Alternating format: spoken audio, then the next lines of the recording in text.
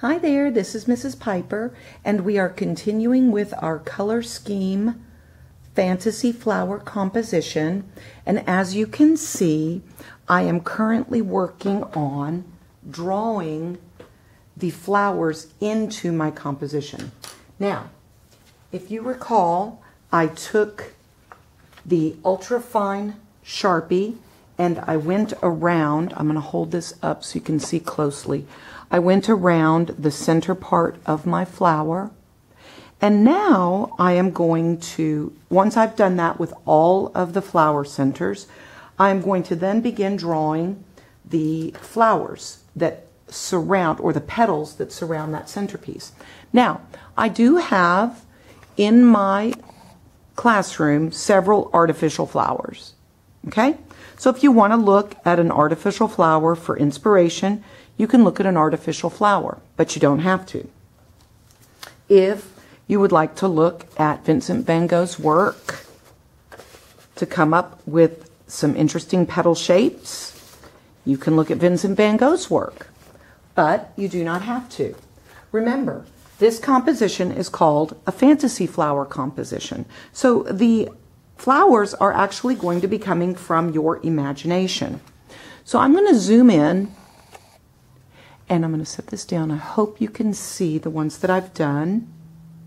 I am taking just a regular pencil and I am sketching out the flowers as I consider which ones are in the front and which ones are behind them. So when I began drawing, I began with this flower right here. And as you can see, I've drawn in the petals. I hope that they show. I'm kind of drawing lightly with pencil. I hope you can see them okay. And then when I came over here to this side of the flower, I realized this second flower should be in front of it. So I had to go back in and erase some of my petals as I drew the petals to this flower in. Now you'll notice that these petals are much different than my first ones. These do not all have to be the same type of flower. What I want you to do is use your imagination and sketch in the petals to your flowers with pencil first.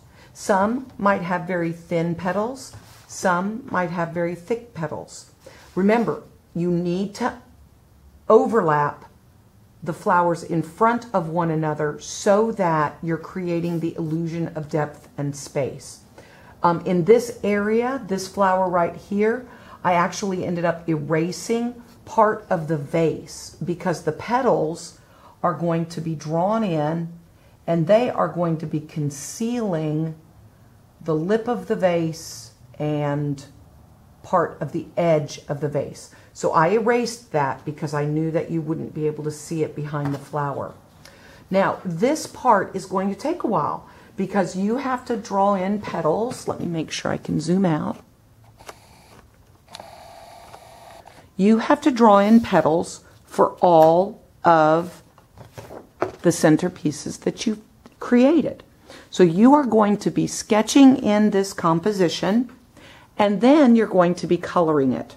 Now, coloring is going to take place with a variety of mediums, and we'll talk about that in our next video.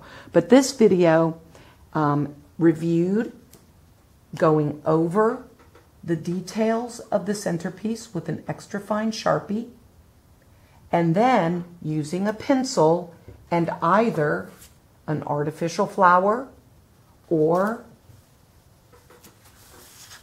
one of Van Gogh's works as inspiration, or better yet, your imagination, you are to draw the petals onto the flowers that you have created.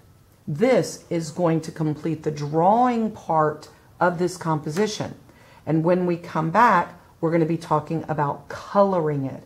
Remember, you have to utilize one of the color schemes that we discussed in our unit. Okay? I hope that helps. I hope you enjoy drawing and have a good day.